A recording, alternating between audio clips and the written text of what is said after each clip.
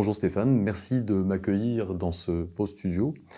Alors quand on parle d'électricité, d'abord moi c'est un sujet qui me passionne, donc merci de m'accueillir pour ce sujet. Quand on parle d'électricité, on pense d'abord facture, parce que c'est en fait le point d'entrée qu'on a tous. Mais en fait l'électricité c'est plus que ça. C'est autour de nous et on s'en rend pas vraiment compte. L'électricité c'est la lumière, c'est l'ascenseur qui va nous conduire dans notre immeuble, c'est la recharge du téléphone portable du petit dernier ou du papa. C'est le frigidaire, c'est le chauffage, c'est maintenant nos voitures de plus en plus, mais c'est aussi la compétitivité économique de nos entreprises, c'est donc nos salaires, c'est nos emplois, c'est également le prix des produits qu'on va acheter dans la grande distribution. Enfin, l'électricité, elle est finalement partout. C'est mon métier depuis une vingtaine d'années maintenant et ça me passionne, parce que c'est un métier de service public. C'est un métier où on cherche en fait à faire en sorte que l'électricité arrive chez nos clients en toute sûreté et dans les meilleures conditions de coût et maintenant de CO2, puisque ça on en parlait moins il y a une trentaine d'années, mais aujourd'hui c'est un sujet important. Juste en préambule, je voudrais insister sur un point. Je ne suis pas un communicant, je ne représente pas mon entreprise et donc je parle en mon nom propre. Donc les échanges qu'on aura aujourd'hui, c'est uniquement moi-même que ça engage. Un peu comme vos posts sur LinkedIn. Complètement. Voilà, on est sur une liberté de ton d'un citoyen éclairé qui connaît le sujet, Ouais. mais qui parle en son nom. C'est complètement ça. Ouais. En fait, je crois que ce qui m'anime, c'est le fait de dire j'ai certaines connaissances, j'aimerais les partager, en débattre, parce qu'on n'est pas forcément d'accord sur tout, mais c'est une façon d'éclairer une vision collective, de manière à ce que chacun puisse se faire son opinion, sa propre opinion, et c'est un petit peu pour ça que je suis ici aujourd'hui.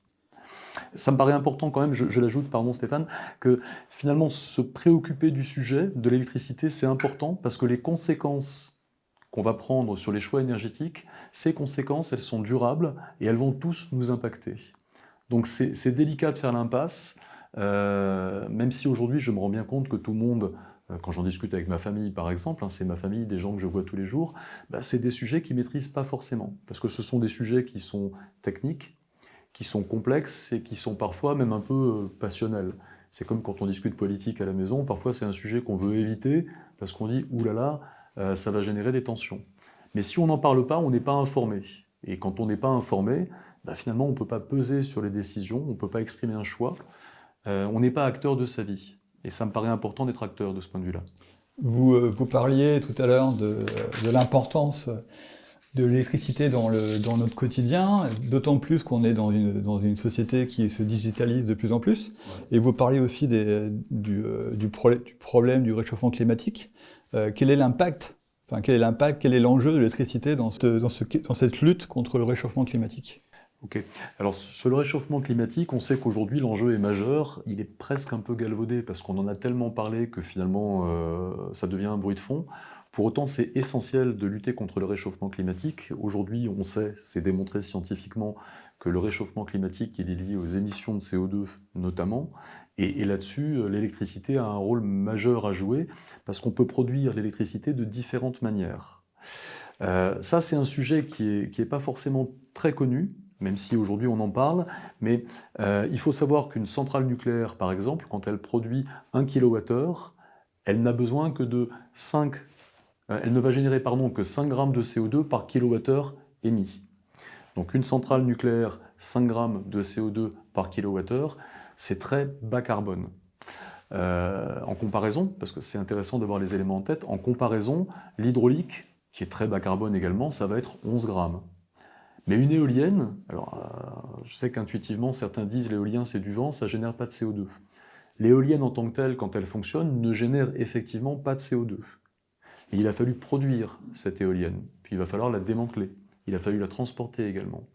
Eh bien, quand on fait l'analyse en cycle de vie complet, on appelle ça une analyse ACV, une éolienne, elle génère 13 grammes de CO2 par kilowattheure. C'est 2 fois plus qu'une centrale nucléaire. Alors c'est intéressant de s'arrêter sur ce chiffre, parce que ça veut dire que si on pouvait du jour au lendemain remplacer toutes les centrales nucléaires par des éoliennes, eh bien on multiplierait la quantité de CO2 générée en France par 2. Et ce n'est pas l'objectif. Alors là, j'ai parlé des éoliennes. Maintenant, si on parle des panneaux solaires, les panneaux solaires, eux, c'est 30 grammes de CO2 par kilowattheure. On est sur 6 fois plus que ce que produit une centrale nucléaire. Et ça, c'est quand ça marche. Parce que par définition, une éolienne ou un panneau solaire, ça fonctionne en fonction de la météo. C'est quelque chose qui n'est pas pilotable. Le nucléaire et l'hydraulique sont pilotables, parce qu'eux ont choisi d'appuyer sur un bouton pour générer de l'électricité. Ce n'est pas le cas avec une éolienne, et ce n'est pas le cas avec un panneau solaire.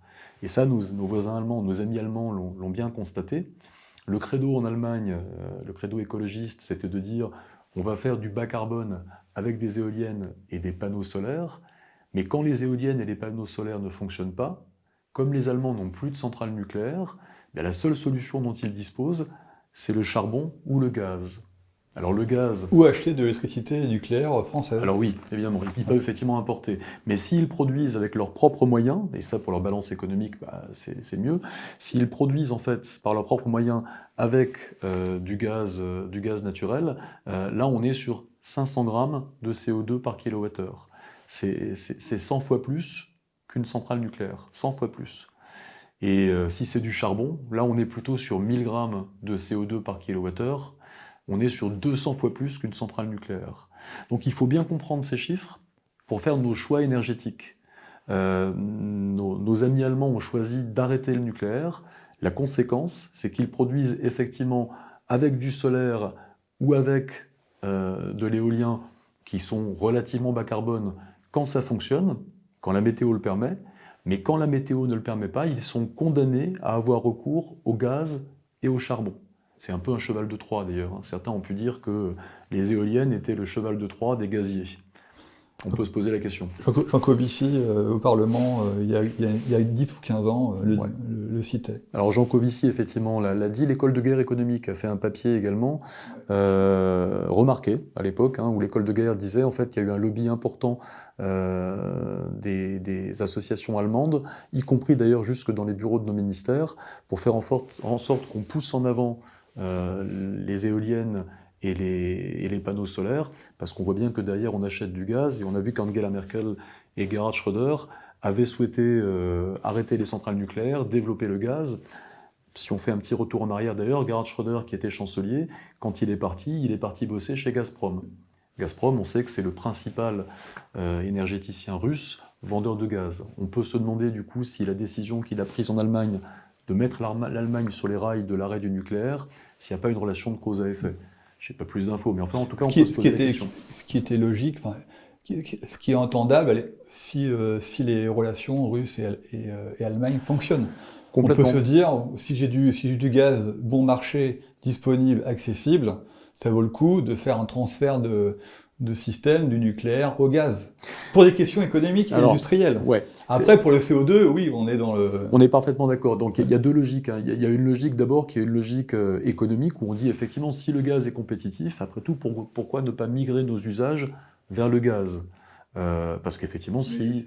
Mais par contre, ça veut dire une dépendance accrue au gaz russe, et on a bien vu avec la crise en Ukraine que ça pose un problème de dépendance stratégique qui est énorme, avec une flambée des prix qui a condamné la totalité de l'économie européenne pendant de nombreux mois, avec de vraies difficultés. On a vu d'ailleurs que des entreprises du coup sont délocalisées pour aller s'implanter aux États-Unis, où le gaz de schiste qui est autorisé là-bas est moins cher que chez nous. Donc ça a entraîné, y compris pour l'économie allemande, une vraie difficulté. Une vraie difficulté. Mais en vrai, le vrai paradoxe de la situation allemande à l'époque, c'était d'avoir ce discours économique, industriel qui est assez rationnel, et en même temps d'avoir un discours politique, idéologique, écologique. C'était de dire on veut un pacte vert, on veut une économie verte, une croissance verte, tout en favorisant une industrie qui était portée par du fossile. Ouais. Donc c'est ça le paradoxe. Je pense que le discours n'est pas sincère. Enfin, l'Energiewende allemande, d'ailleurs certains écolos allemands d'ailleurs ont tourné kazakh, sont revenus sur leur position. Quelques-uns parmi d'ailleurs ceux qui sont en vue ont dit non mais il faut faire un retour en arrière, parce que l'affirmation selon laquelle l'Energiewende était écolo au sens bas carbone, aujourd'hui elle est démentie par les faits. Très longtemps ça s'est pas vu en Allemagne. Pourquoi ça s'est pas vu? Parce que les importations de gaz sont venues compenser des consommations de charbon. Et comme le gaz, lui, c'est moins de CO2 que le charbon, ça a masqué en fait les difficultés de la transition énergétique. C'est moins de CO2 et moins de pollution atmosphérique. Alors il y a plusieurs sujets. C'est moins visible, on va dire. Je vais évoquer les deux, mais sur la partie CO2 en tout cas, en troquant du gaz contre du charbon, enfin en remplaçant en fait le charbon par du gaz, effectivement l'Allemagne a baissé ponctuellement ses émissions de CO2. Mais elle les a baissées beaucoup moins que si elle avait remplacé le gaz par du nucléaire. D'ailleurs, en fait, quand on voit aujourd'hui les statistiques comparées de l'Allemagne et de la France, il y a juste, pardon pour l'expression, pas photo. Le mix énergétique français est largement plus compétitif que le mix énergétique allemand. On le voit sur electricitymap.org, qui est un site en lecture directe. On voit qu'on est dans un rapport on est à 50 grammes en moyenne pour la France, on est plutôt aux alentours de 300, 400 ou 500 pour l'Allemagne. Parce que l'Allemagne aujourd'hui ne peut plus descendre ses émissions, dans la mesure où, quand vous avez fait le tour du soleil et du vent qu'on a en Allemagne, vous avez recours aujourd'hui, alors peut-être un peu moins au charbon qu'à une époque, encore qu'avec la crise en Ukraine, l'Allemagne a dû rouvrir des mines de charbon, mais en tout état de cause, elle est au bout. Et puis il y a un deuxième problème en Allemagne qui est en train de se faire jour, c'est le coût économique de la transition énergétique, notamment en lien avec les réseaux. Parce que l'Allemagne a un problème de dimensionnement de ses réseaux pour faire venir, par exemple, l'électricité éolienne de la mer du Nord, ou pour en fait acheminer, faire les lieux de consommation, l'électricité produite. Et ces coûts qui n'étaient pas intégrés dans l'Energie 22, là pour le coup, sont en train d'être pris en compte et ça flambe. Donc il y a une vraie énorme difficulté économique pour l'Allemagne à intégrer des énergies intermittentes. On a un peu les mêmes problèmes en France. Quand on est en train de développer des champs d'éoliennes ou des panneaux solaires, on constate, nous aussi, que cette électricité a un coût. Alors pas seulement le coût des subventions pour les panneaux solaires et les éoliennes, ça peut être un choix de société, et ça pose pas question. Mais il faut intégrer dans ce choix les coûts induits, qui sont pas seulement les coûts des panneaux solaires et des éoliennes. Je rappelle pour mémoire qu'on les importe. C'est pas le cas du nucléaire. Le nucléaire et l'hydraulique, c'est finalement franco-français. À chaque fois qu'on fait des panneaux solaires ou des éoliennes, il faut aller les chercher à l'étranger, fréquemment en Chine. Donc il y a une dépendance économique qui est importante par rapport aux importations. C'est pas la même chose dans la balance commerciale. Il y a un coût carbone, parce que quand le panneau solaire est fabriqué en Chine à partir de charbon, ça coûte du CO2, ça coûte de le transporter jusque chez nous, et ça va coûter ensuite de l'éliminer. Et puis il y a un coût économique, donc pour les importations, je l'évoquais, mais aussi pour les renforcements de réseau, parce qu'on passe peu à peu d'une structure où en fait on avait une production centralisée sur quelques sites nucléaires, vers une production décentralisée, avec en fait chacun qui peut être son autoproducteur. Ça a un coût induit. D'ailleurs, sociétalement, ça pose question, parce que en fait, quand vous aviez une centrale nucléaire, le prix était lissé sur tout le monde, c'est pareil pour un barrage hydroélectrique. Quand vous avez des panneaux solaires, ça veut dire que chacun en fait fait subventionner son panneau solaire par la collectivité, puisqu'il y a des subventions, mais ceux qui ont des panneaux solaires sont pas forcément les habitants des HLM. Donc ça veut dire que ceux qui ont les moyens financiers pour financer un panneau solaire, finalement vont bénéficier de subventions pour produire et autoconsommer, ce que ne pourra pas faire forcément le citoyen lambda qui n'a pas la possibilité financière d'installer des panneaux solaires sur sa maison ou sur son HLM. Donc en termes de justice sociale, en tout cas, il faut se poser la question. Ça peut faire débat. Pour revenir à la situation française, notre chaîne s'appelle Monde Meilleur, et j'ai l'impression qu'on aurait pu avoir un monde meilleur électrique en France. On avait un mix, comme vous venez de le dire, un mix performant, hydraulique, nucléaire, hydraulique depuis les années 30, et ça s'est développé des années 50, 60. Le nucléaire, on connaît tous le fameux plan Mesmer 79 à 90. Ouais. Donc on avait un outil énergétique, industriel performant qui produisait et qui exportait une énergie pilotable, une énergie accessible, peu chère. Et j'ai l'impression que depuis 40 ans, on a tout fait pour détruire cet outil, ou en tout cas l'endommager, ou le déstructurer, ou le déconstruire un peu. Après, je ne sais pas si vous voulez évoquer les différentes étapes.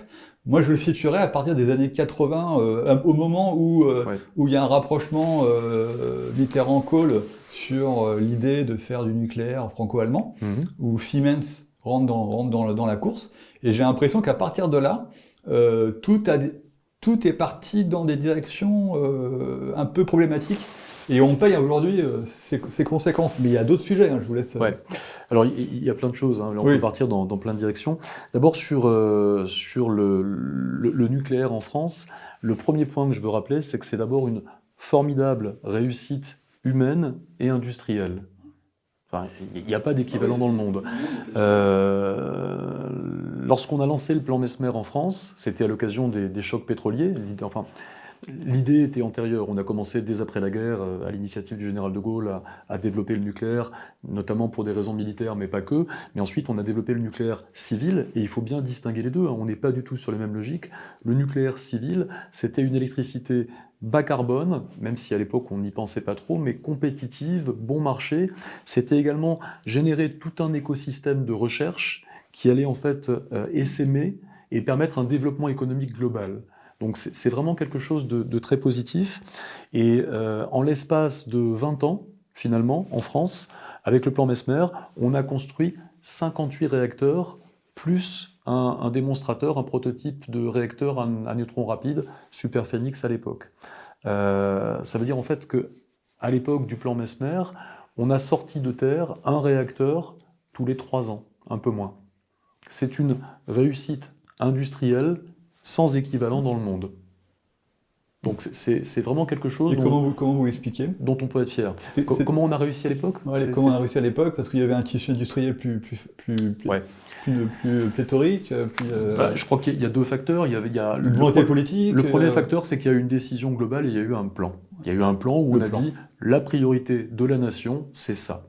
Et on s'entend là-dessus et il n'y a pas d'atermoiement. En fait, il y a une volonté politique. Vous savez, là où il y a une volonté, il y a un chemin. On a choisi de développer le nucléaire et la nation s'y est mise. Alors effectivement, vous avez raison de le souligner, à l'époque, il y avait un tissu industriel qui était plus développé. On est devenu tout doucement un pays de service, donc on a perdu des bras. On a perdu des bras et aussi des cerveaux.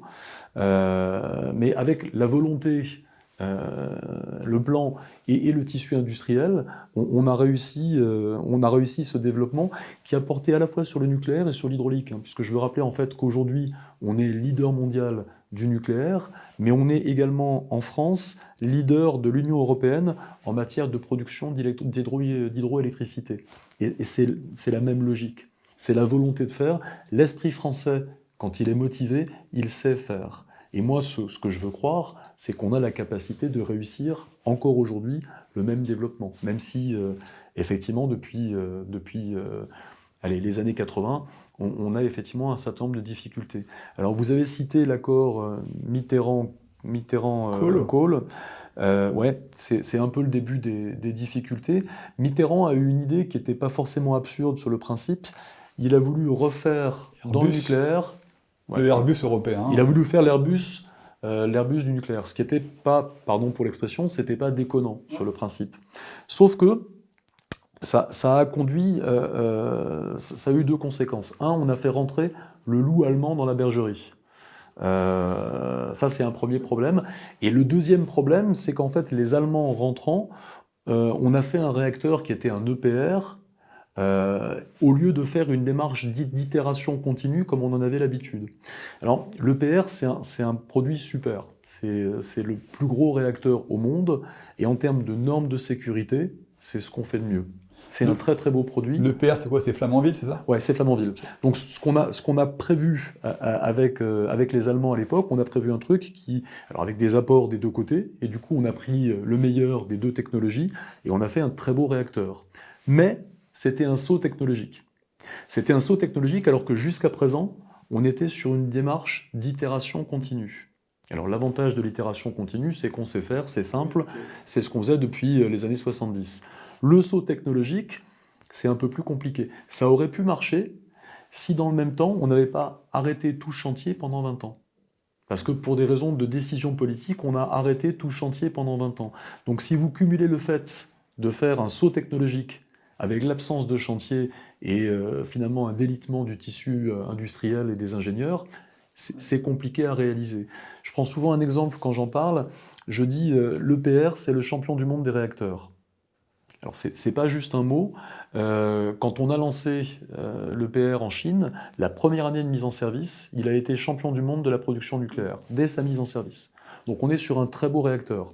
Mais en fait, faire un champion du monde sans entraînement, c'est compliqué. Et je fais une comparaison, je dis comparer l'EPR à Teddy Riner. Imaginez Teddy Riner, vous lui dites pendant 20 ans, pas d'entraînement, puis ensuite tu vas aux Jeux Olympiques et tu es champion olympique, c'est compliqué. L'EPR, c'est un peu ça. On a voulu faire un champion du monde, alors que depuis 20 ans, on s'entraînait plus.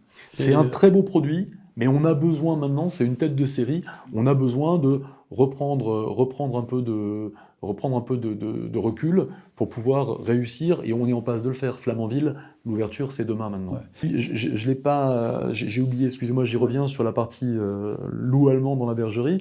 Les Allemands sont nos proches voisins, nos amis sur plein de sujets, mais là, en l'occurrence, à un moment donné, les Allemands ont dit on sort du projet. Et donc nous, on s'est trouvé tout seul sur un truc qu'on n'avait pas impulsé au départ, à devoir finaliser le projet. Encore une fois, c'est un très bon projet, mais c'est un sujet un peu complexe. Actuellement, les EPR, c'est la Finlande. Et puis, il y a d'autres EPR qui fonctionnent. Non, on en a deux en Chine. Il y a celui en Finlande, en fait, qui est parti, qui a commencé. Qui a divergé, qui commence, ouais. Mais sinon, c'est les seuls qui sont aujourd'hui actifs. Alors non, il y a bien sûr actif, oui. Il y a celui d'Hinkley Point en Angleterre et Sizewell prochainement, enfin qui sera lancé aussi. Et c'est souvent des chantiers qui dépassent un peu les délais et les coûts. Et comment ça peut s'expliquer? Comment vous l'expliquez? On est sur les têtes de série. On est sur une tête de série, donc on tâtonne à chaque fois, on essaie. Alors, pas on tâtonne, on est sur une tête de série, on est en train de réacquérir les compétences dont on a besoin. Pour une tête de série, il est logique que ça prenne un peu plus de temps. Alors il y a des facteurs complémentaires, on est sur des sujets qui sont techniquement plus complexes, les normes de sécurité évoluent en permanence, donc entre le début du chantier et la fin du chantier, on rajoute parfois des facteurs de complexité, et puis entre le design en Angleterre et le design en France, c'est pas tout à fait les mêmes. Donc comme il a fallu faire évoluer le design, à chaque fois c'est un facteur de complexité supplémentaire. Mais attention, complexité, c'est sécurité. Ça pose d'ailleurs une question, le député Schellenberger, qui était le président de la commission d'enquête parlementaire sur la perte de souveraineté énergétique, dans une de ses dernières interventions, a dit clairement qu'il fallait se poser la question d'une complexité excessive. En disant complexité sécurité, oui, mais est-ce que par hasard on n'est pas en train de faire de la complexité pour de la complexité? Ça, c'est aujourd'hui la représentation parlementaire qui pose la question. Et c'est légitime, je fais une incise, j'avais lu en fait une interview de Tritin. Tritin, c'est un ministre allemand de l'écologie. Tritin, qui était donc anti-nucléaire, expliquait en fait aux journalistes qu'en Allemagne, ils avaient volontairement accru les normes techniques de manière à rendre le développement du nucléaire plus difficile. Quand je dis « ils », c'est pas les Allemands, c'est les écologistes allemands. Certains écologistes allemands avaient vu l'astuce en disant si c'est plus compliqué, ce sera plus long et plus cher. Et donc ça nuira au développement du nucléaire. Enfin, moi, ce que j'en comprends, c'est que l'EPR, c'est un réacteur de pointe.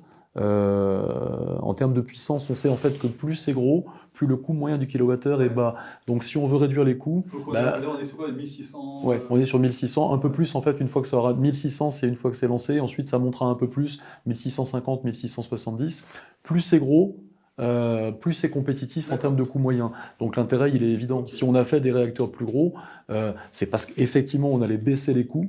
C'est aussi pour une autre raison, c'est que ça évite en termes de foncier, d'avoir à prendre du foncier sur d'autres sites. Et donc c'est intéressant également. C'est la grande problématique de l'éolien, c'est la superficie au sol. Oui, clairement. Alors, c'est deux choses. L'éolien, c'est plus de superficie parce que la puissance induite est faible. Donc forcément, il faut une place au sol plus importante. Mais l'idée d'un EPR, c'est que quand vous mettez sur un site sur lequel, que vous avez le foncier, vous rajoutez un réacteur de 1600, je veux dire, vous êtes largement content. Aujourd'hui, en fait, on sait que l'équivalent d'un réacteur nucléaire, c'est 1000 ou 1500 éoliennes. des grosses. Bon, donc on voit bien que le foncier nécessaire a juste rien à voir en fait, hein, c'est évident. C'est encore plus vrai avec un EPR. Et en termes de sécurité, la sécurité aujourd'hui d'un réacteur type EPR, elle est incomparable par rapport à ce qu'on avait déjà avant. Quand même sur la partie sécurité nucléaire, il faut rappeler que parce qu'il y a une crainte, il y avait une crainte un peu diffuse par rapport au nucléaire. Le nucléaire, il faut quand même le rappeler, c'est 0 mort. Ce qui n'est pas le cas de l'éolien, ce qui n'est pas le cas du solaire, ce qui n'est pas le cas des autres technologies. En termes de risque induit, on est sur une technologie qui est finalement très sûre. Même si on prend Fukushima, puisqu'en fait, bien sûr, on en a beaucoup parlé, sur Fukushima, c'est un tsunami, on est sur une catastrophe majeure. Et bien même avec une catastrophe majeure, le nombre de victimes liées au nucléaire à Fukushima, c'est 0. Entre 0 et 1, d'après les statistiques, hein. Il y a eu 2000 morts, mais les 2000 morts, c'est le tsunami ou les conséquences du tsunami, ou bien de l'arrêt de l'électricité, à cause du froid. Mais en tout cas, en raison du nucléaire, il n'y a pas eu de mort. Sur les accidents notables, 3 Mile Island aux États-Unis par exemple, 0 mort également. Donc en fait, le nucléaire reste une technologie très sûre. Après, l'autre question des détracteurs du nucléaire, elle porte davantage sur les déchets. D'ailleurs, on voit bien que le nucléaire est tellement sûr qu'on ne parlait plus vraiment d'accident, et donc les opposants au nucléaire sont davantage venus chercher la question des déchets en disant que quand on fait du nucléaire, eh bien on va laisser des déchets pour les générations futures. Alors, c'est un sujet qu'il faut traiter. Il faut aborder cette question-là.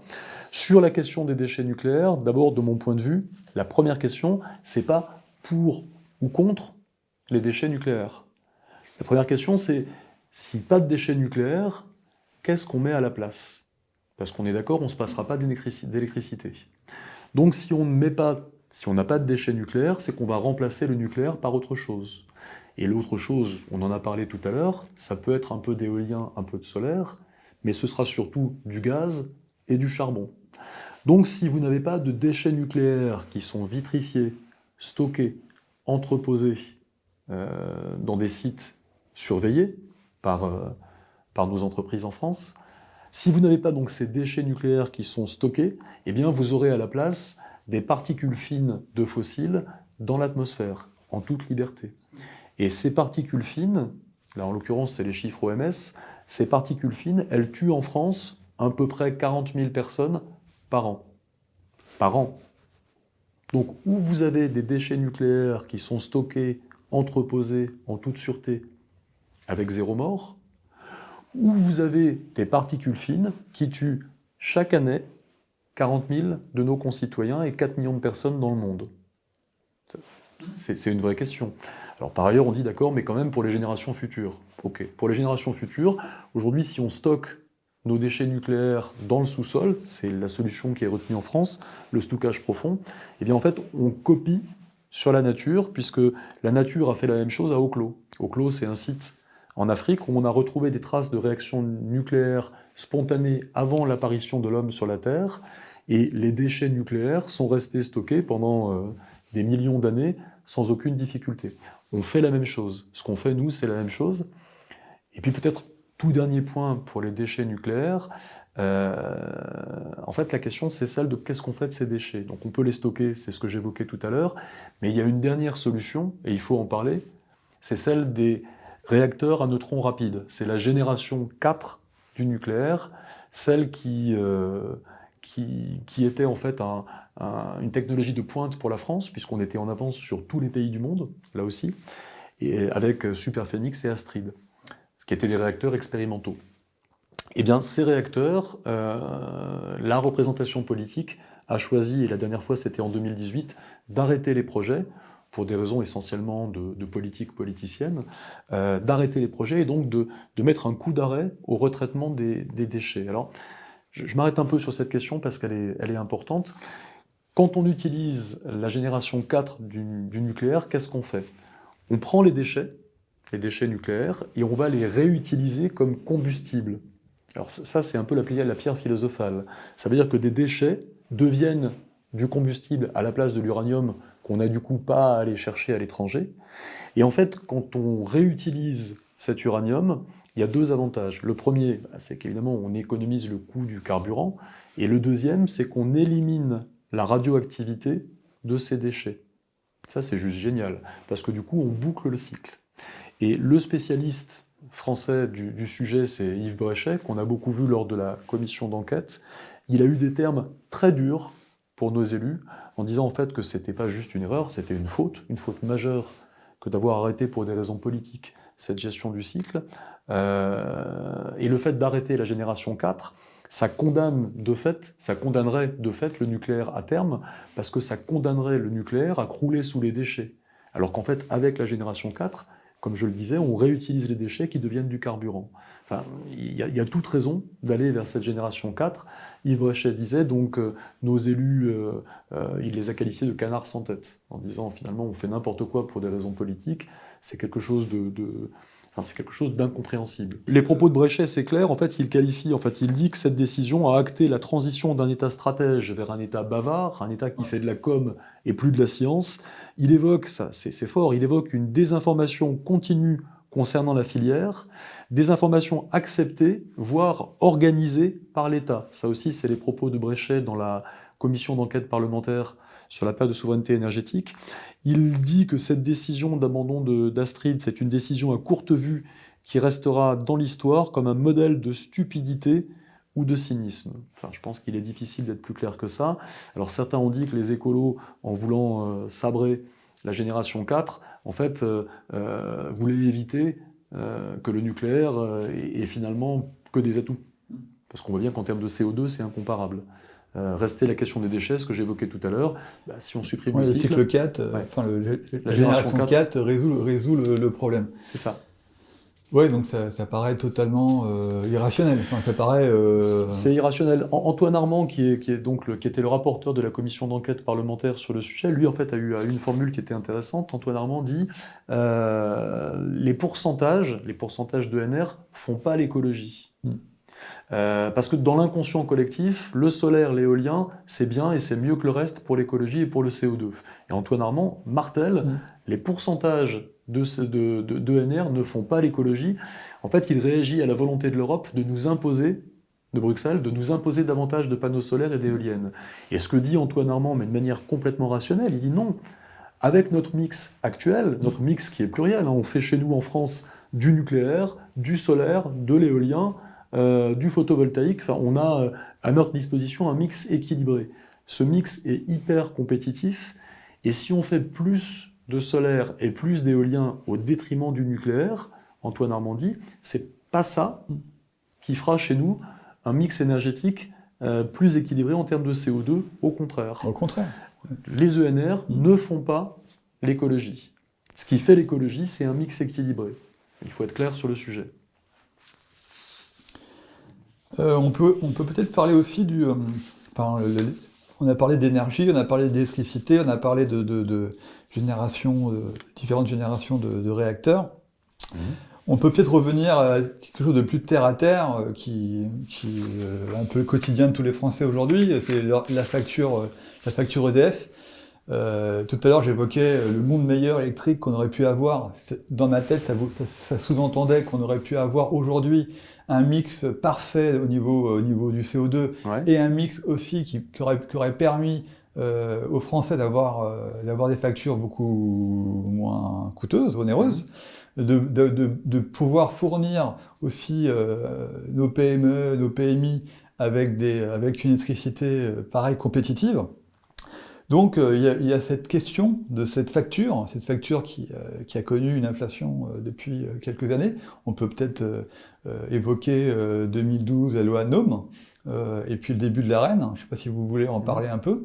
Ouais. Je précise juste pour la loi NOM, parce que j'ai un peu regardé avant qu'on en discute.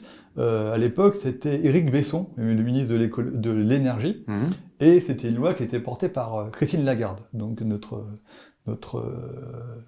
présidente de la BCE. Donc j'ai l'impression que tout est un peu en fait, le mécanisme, corrélé. Le mécanisme que vous évoquez, c'est finalement l'ouverture du marché européen à la concurrence en matière énergétique. C'est de ça dont on parle. Il y a eu différentes lois qui se sont succédées, mais on parle d'ouverture du marché à la concurrence. Aujourd'hui, de manière assez claire, on sait, parce qu'il y a des études qui ont été faites, et notamment aux États-Unis, des études chiffrées quanti, qui montrent que l'ouverture du marché à la concurrence en matière énergétique, ça ne réduit pas les factures, au contraire, ça les augmente. Il faut comprendre que l'ouverture du marché, la concurrence en matière d'électricité, ça fait augmenter les prix. Alors c'est contre-intuitif pour beaucoup de gens. L'ouverture, la concurrence en électricité fait augmenter les factures.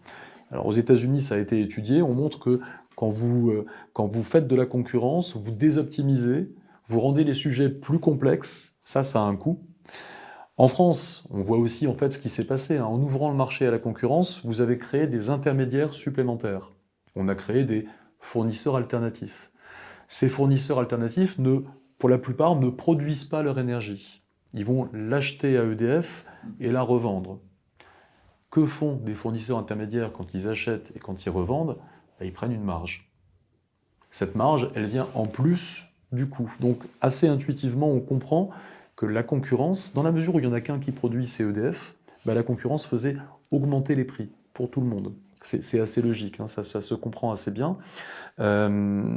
C'est même vrai deux fois. Une fois parce que l'intermédiaire, l'alternatif, prend sa marge, c'est une première raison.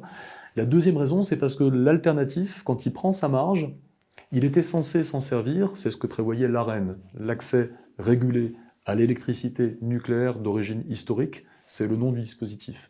Donc le dispositif prévoyait que cette marge qu'allait prendre l'alternatif, il allait l'utiliser pour développer des moyens de production. C'est pas ce qu'il a fait. Les alternatifs ont empoché la marge et sont partis avec. Et cette marge, EDF ne l'avait plus. Cette marge, EDF l'aurait utilisée pour investir dans l'outil de production. Donc on s'est retrouvé à terme avec un EDF qui avait plus sa marge pour investir dans l'outil de production, des alternatifs qui ne le faisaient pas, et donc des moyens de production qui se sont trouvés à la peine. Après, c'est assez simple, c'est une loi de l'offre et de la demande. Si la demande augmente et que la production ne suit pas parce que vous avez eu moins pour investir dans les outils de production, qu'est-ce qui se passe? Les prix augmentent. Et c'est ce qui s'est passé. Donc, l'ouverture du marché à la concurrence a entraîné une augmentation des prix. C'est très net.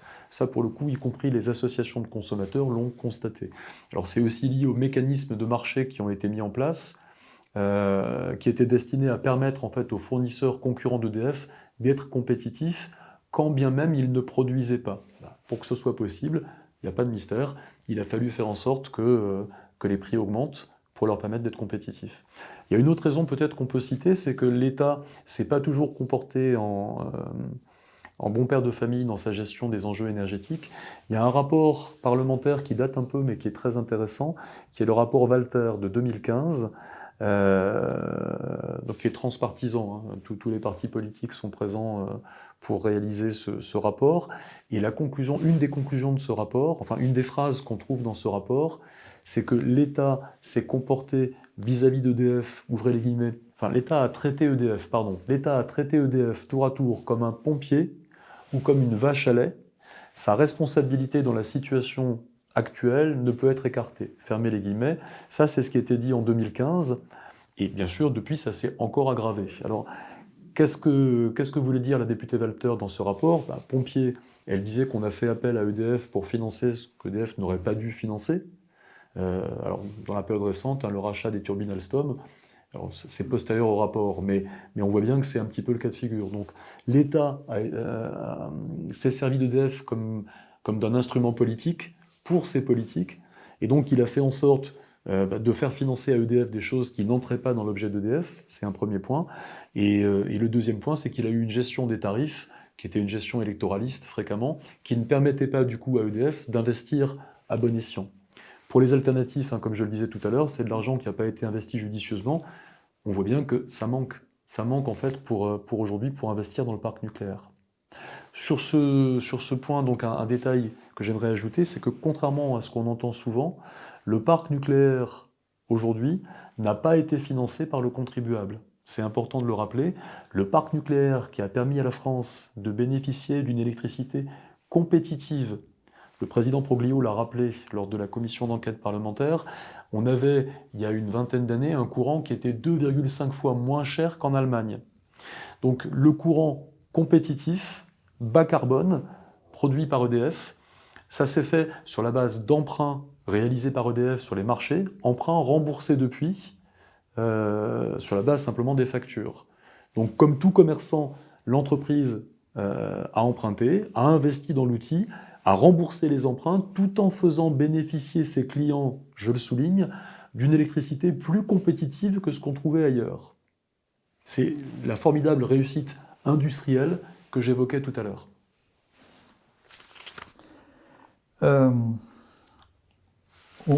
On a toujours le deuxième ou troisième système nucléaire au monde en nombre de réacteurs. On est toujours dans les trois plus grandes puissances. Oui. Malgré ces dernières années ou ces dernières décennies où on n'a pas forcément fait les choix les plus judicieux. Donc EDF reste une puissance nucléaire au niveau mondial. Un leader mondial. Les États-Unis ont un parc plus important que nous, mais morcelé sur différentes sociétés. En France, ce qui est unique, c'est qu'on a une société globale qui gère un parc de réacteurs nucléaires qui est le premier au monde. EDF est leader mondial de ce point de vue-là, avec une technologie unique qui est celle du REP, puisqu'on n'a pas encore en fait d'EPR. Et ça veut dire en fait que nos réacteurs nucléaires aujourd'hui nous permettent de bénéficier de 2000 ans d'expérience cumulée de gestion des réacteurs nucléaires sur une flotte unique. Enfin, ça, c'est unique au monde. On est sur une réussite industrielle, unique au monde, comme je le disais tout à l'heure. Et on reste toujours un pays leader. Oui. En termes aussi de technologie, de construction. Oui, clairement. Okay. Clairement. Et ça transcende le nucléaire, hein, je l'évoquais tout à l'heure, mais la recherche qu'on fait dans le nucléaire bénéficie à des industries parallèles.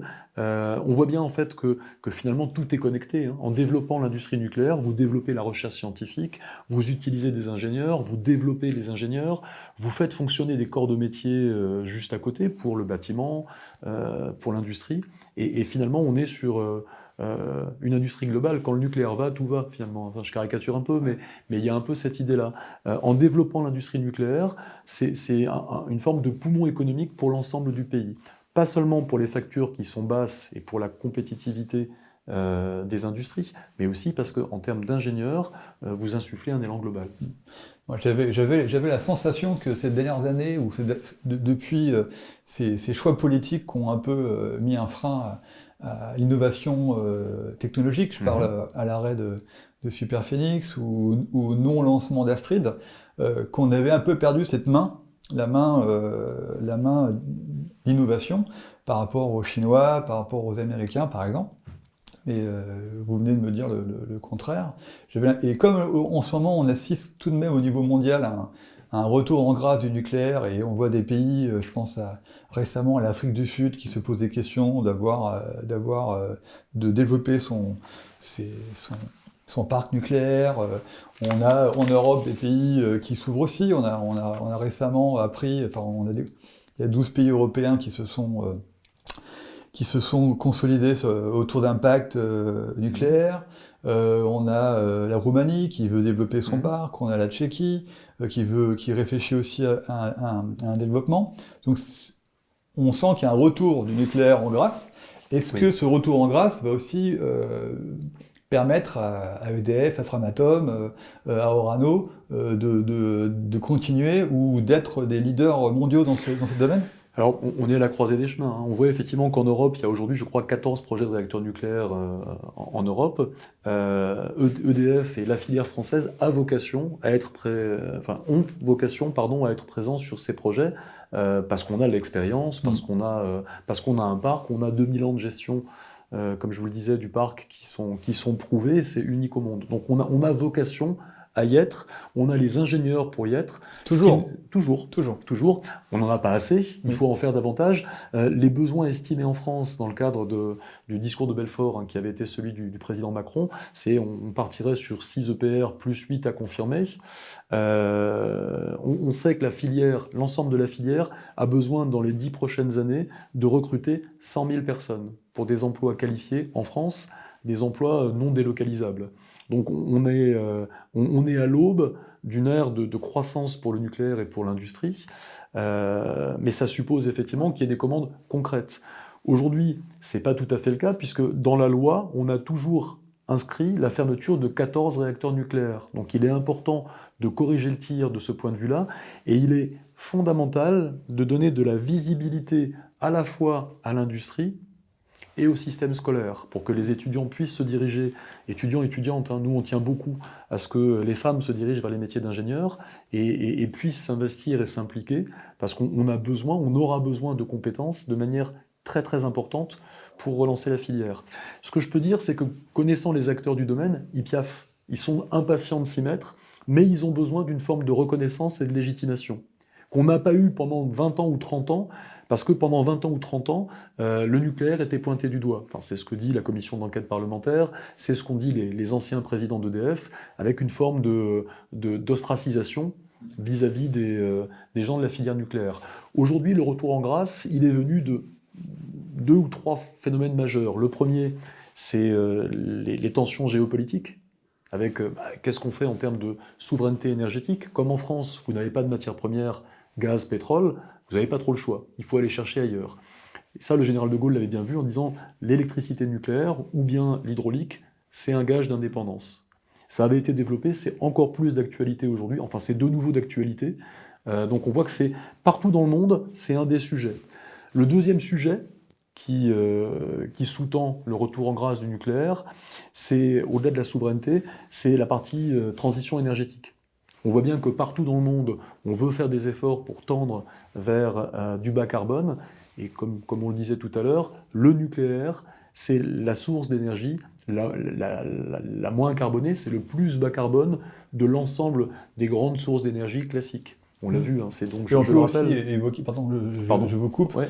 On peut évoquer aussi par rapport au nucléaire le fait qu'on est sur du temps long aussi. On est sur un outil qui fonctionne sur 40, 60 ans.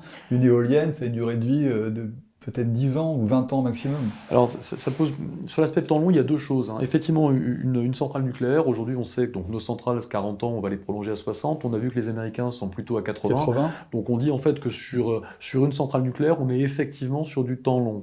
C'est plutôt un gage de sûreté. Ça permet une vision long terme. Une des difficultés qu'on a sur le temps long, c'est que le temps du nucléaire, c'est effectivement, on l'a dit, plutôt un temps long pour une construction de centrale. Aujourd'hui, c'est plutôt une dizaine d'années. Et le temps politique, lui, c'est le temps des échéances électorales. Là, on a une vraie difficulté, parce que c'est ce qu'on a vu dans le cadre de la commission d'enquête. On a vu, et le député Schellenberger, comme le député Armand, le pointent du doigt. Alors, ils pointent du doigt le fait qu'on a été sur des accords politiques à répétition, et eux-mêmes disent, mais on a été consternés, on a été effarés par ce qu'on a découvert. On a découvert qu'il n'y avait pas de gestion stratégique de l'approvisionnement énergétique de la France. On a découvert de petits arrangements politiques ou de politiques politiciennes, aucune vision stratégique. On a découvert que, y compris les gens de la Creux, à l'époque, je ne parle pas de ceux qui sont en place aujourd'hui, mais avaient, et on le voit dans la commission d'enquête, avaient parfois décidé, sans faire de tableau de bord, pour savoir finalement comment on allait remplacer le nucléaire par autre chose, puisqu'à l'époque, le credo, c'était on arrête le nucléaire, on met à la place des éoliennes, des panneaux solaires. Est-ce que c'est seulement possible ? Eh ben non. Et si on veut faire autant d'éoliennes que ce qu'on a mis dans nos tableaux de bord, comment on fait ? Quels sont les appros en matière première ? Ça aussi, quand on posait la question au patron de la Creux de l'époque, lui dit, face caméra, quelqu'un a dû l'étudier.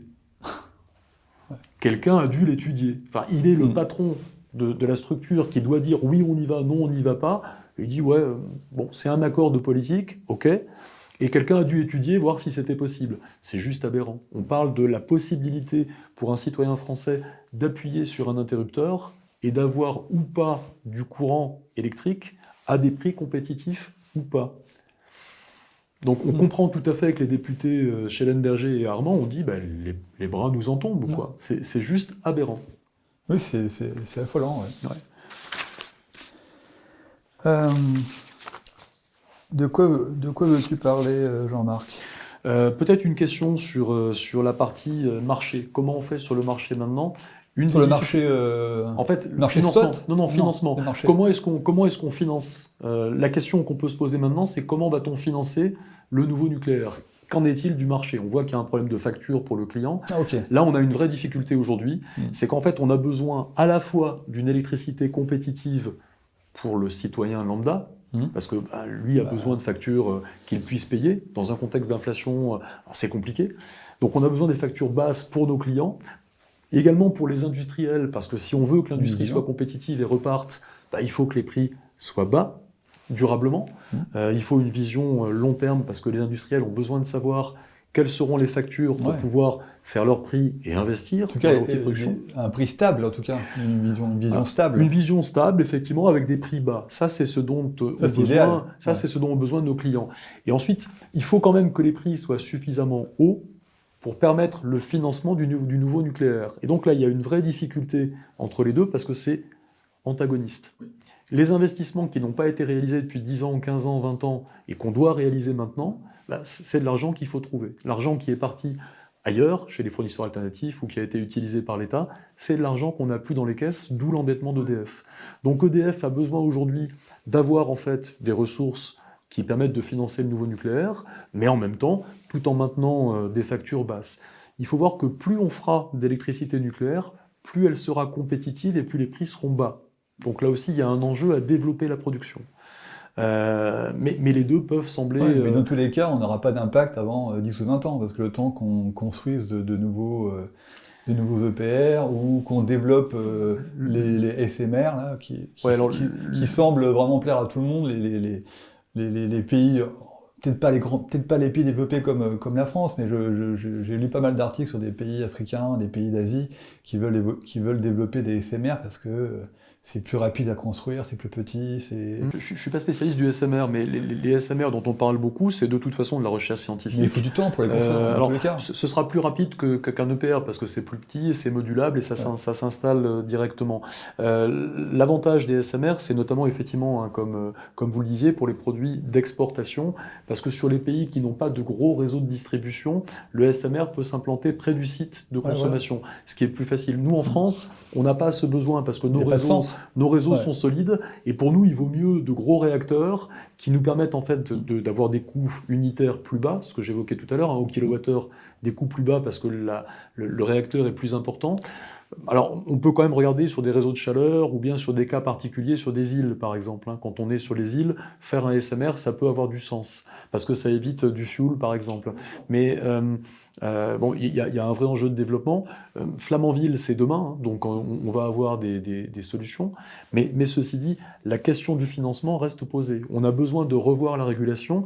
Dans l'accord qui a été négocié avec l'État récemment, on est sur un accord intermédiaire où finalement les prix à la hausse sont capés pour éviter en fait qu'en cas de nouvelle crise comme l'Ukraine, le client soit impacté. C'est plutôt une bonne chose. Ça veut dire qu'en cas de prix qui flamberait, le coût de production d'EDF reste stable. Il est combien 80 70 ? Là, l'accord dit 70 €. L'accord passé avec l'État. Donc, si les prix augmentaient trop, il y a une partie en fait qui repart à l'État, et au bout d'un certain seuil, tout repart à l'État pour être redistribué aux clients. Donc, le fait que les prix soient capés à la hausse, c'est plutôt de nature à rassurer les clients, et ça, c'est une bonne chose. Ce qui manque, en revanche, dans l'accord passé avec l'État, c'est une protection à la baisse. C'est-à-dire que si les prix durablement s'inscrivent en dessous du coût de production d'EDF, donc en dessous de 70 € le mégawattheure, là, pour le coup, il n'y a plus de production. Ça veut dire qu'EDF vend à perte. C'est déjà ce qu'on a connu il y a quelque temps, et ça ne permet pas le financement de l'industrie nucléaire, du parc en général, pas que le nucléaire. Ça ne permet pas le financement du nouveau nucléaire, et donc ça pose une vraie difficulté. La difficulté venait du fait que la France hésitait à aller négocier à Bruxelles des contrats, des CFD, contrats fort différence, capés en haut et en bas, parce que ça peut être assimilé à des aides d'État, et ça conduirait l'Europe à redemander, en tout cas c'est la crainte, un démantèlement d'EDF.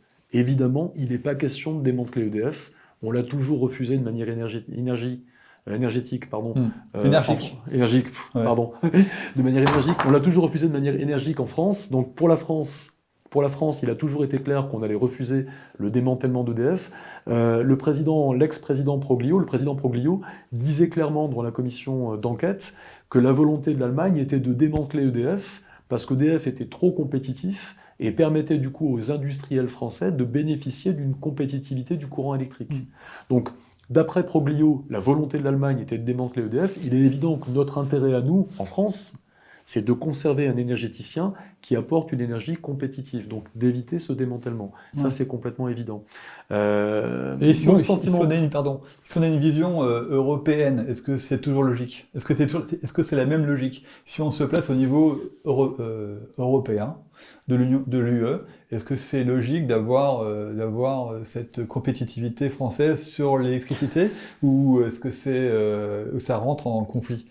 Comme c'est déjà rentré dans le conflit par rapport au marché du... Il n'y a pas qu'une réponse, en fait. Ouais. La réponse est que d'un point de vue théorique, en Europe, toute l'Europe a intérêt à avoir un énergéticien pivot au milieu de l'Europe, qui est l'énergéticien français, qui permet d'exporter partout une électricité compétitive et bas carbone. Il n'est pas connecté à tous les pays, mais... Oui, on est d'accord. Mais grosso modo, l'idée, c'est que le fait que la France permette de soutenir l'Europe sur une plaque plus large, ça permet d'éviter les blackouts, c'est un premier point. Mais au-delà de ça, que chaque pays puisse s'entraider et que la France soit un peu le pivot du système, parce que c'est le cas aujourd'hui, avec une électricité compétitive et bas carbone et disponible, abondante, c'est un atout pour l'ensemble de l'Europe. Ça devrait, du coup... Alors, une fois qu'on a dit ça c'est la théorie. Ensuite, au cas par cas, c'est ce que j'évoquais tout à l'heure. Si EDF est compétitif, ça veut dire que les industriels français bénéficient d'une électricité compétitive, et on peut imaginer que ponctuellement, un pays dise « Oui, mais moi, ça m'arrange pas, parce que ça grève ou ça obère ma compétitivité relative par rapport à la France d'un point de vue énergétique. » C'est typiquement ce qui s'est produit avec l'Allemagne. Donc il y a la théorie on est encore et la pratique. Dans le contradictoire et le paradoxe. Entre voilà. Oui, c'est bien ça. Une idée européiste et en même temps la réalité égoïste de chaque pays. Après, pragmatisme. Je crois qu'il ne faut pas être naïf non plus. C'est la théorie et la pratique. On a été un peu naïf depuis quelques décennies. Ouais, en tout état de cause, on n'a pas fait valoir ce qu'on aurait dû affirmer, parce qu'on a le même problème avec l'hydraulique. Dans l'hydraulique, aujourd'hui, il y a une tentative de remise en cause des concessions hydrauliques. Ils veulent privatiser. Mais enfin, on doit le refuser. Tous les autres pays ont refusé cette démarche-là. En France, on est resté un peu emprunté en disant on va regarder. Il faut refuser. Le gouvernement y travaille d'ailleurs pour dire non, mais dorénavant, c'est clair, l'hydraulique restera dans le giron français. Pour le nucléaire, c'est la même chose. On doit avoir en fait un énergéticien fort, et pour ça, il faut qu'on puisse maintenir un énergéticien intégré. Et pour finir sur cette question du nucléaire, vous parliez des financements, du financement. À combien se chiffre ce besoin de financement pour développer les 6 EPR promis par le président Macron? J'ai pas les éléments. Je sais pas dire. C'est pas ma partie. Ça sera forcément financé en interne par EDF. Il n'y a pas d'aide du gouvernement, d'aide d'État. Alors aujourd'hui, c'est pas si clair. Autant EDF a financé l'intégralité de son parc par emprunt, ça c'est pour le parc existant, autant à l'avenir, on sait qu'aujourd'hui il y a des aides qui sont des aides européennes pour les énergies de bas carbone. Il n'y a aucune raison que le nucléaire et la France n'en bénéficient pas. Ça a d'ailleurs été un des enjeux des discussions entre la France et l'Europe pour dire mais pourquoi est-ce que le nucléaire ne bénéficierait pas, nucléaire français, ne bénéficierait pas des conditions de financement européennes alors que le gaz va en bénéficier comme énergie de transition. On voit bien que l'Allemagne a mieux négocié que la France. C'est juste scandaleux. C'est juste scandaleux. C'est une histoire qui se répète en même temps. C'est scandaleux d'un point de vue écologique, parce que promouvoir le gaz plutôt que le nucléaire, alors qu'on a vu que le nucléaire est quand même fort de café. Est quand même beaucoup plus intéressant d'un point de vue CO2 que le gaz. On a vu c'est 5 grammes. Et après le gaz, il est accessible tout de suite aussi. Il est accessible on n'a pas besoin de construire. Quel manque de vision long terme. Quel manque de vision long terme. Bien sûr, il faut réfléchir sur du long terme. À court terme, je dis pas qu'on peut se passer du gaz tout de suite. C'est pas du tout mon discours. Ce que je dis, c'est qu'on a aussi besoin d'avoir une vision anticipée de la façon dont on va construire notre mix énergétique. On sait que le nucléaire, c'est l'industrie du temps long. On sait qu'entre le moment où on pose où on coule le premier béton et la fin du chantier, il y a 10 ans. On peut espérer réduire ces délais, parce qu'avec effet d'échelle et apprentissage et reconsolidation du tissu industriel, on va faire mieux. On est déjà en passe de faire mieux. Donc on va faire mieux, mais pour l'instant, on est plutôt sur 10 ans pour un chantier. En fait, il faut qu'on en tienne compte, et les décisions doivent être prises maintenant pour qu'elles portent leurs fruits dans 5, 6, 7, 10 ans. Mais on a besoin de décisions maintenant, parce que plus on recule la décision, plus tard on aura les résultats. Si on veut une électricité abondante, compétitive, bas carbone, il faut décider maintenant de relancer la filière nucléaire, de compléter avec de l'hydraulique, parce que le combo gagnant, c'est nucléaire plus hydraulique. Enfin, il y a un tas d'études qui le démontrent, et compléter avec du solaire, avec de l'éolien, et avec un peu de fossile, du gaz, le cas échéant. Le mix énergétique français idéal, c'est celui-ci. Une grosse part de nucléaire et d'hydraulique, pilotable, et complété en fait avec de l'éolien, du solaire et un peu de fossile. J'ai une pépite dans mes souvenirs de gosse. Cette pépite, c'est un petit village qui est à flanc de colline. Donc en fait, personne ne le voit, personne n'y passe. Il est situé entre Clermont-Lérault et Pézenas, la ville de Molière dans le sud. Donc quand on prend la route de Clermont-Lérault pour aller à Pézenas, sur la droite, il y a un petit village qui s'appelle Perrette. Perrette ? Perrette. Ouais, c'est un petit village. De TE ? Non, P-E-R-E-T. D'accord, on prononce Perrette. Ouais, 500 habitants. L'été un peu plus, puisque la diaspora revient au village. Donc c'est un petit village en fait avec des platanes, avec un griffe, un petit village où on boit. Je pense à de la vigne, mais. On boit le vin local en fait, parce qu'en fait il y a une cave coopérative. Moi, mon grand-père produisait du vin dans ce village, et c'est le village de mes racines, et on sait que les racines c'est important, notamment quand ça tangue. Donc c'est important de pouvoir se ressourcer, et ma pépite à moi, elle est dans le 34, c'est ce petit village pas très loin de la ville de Molière. Merci Jean-Marc, merci à toi.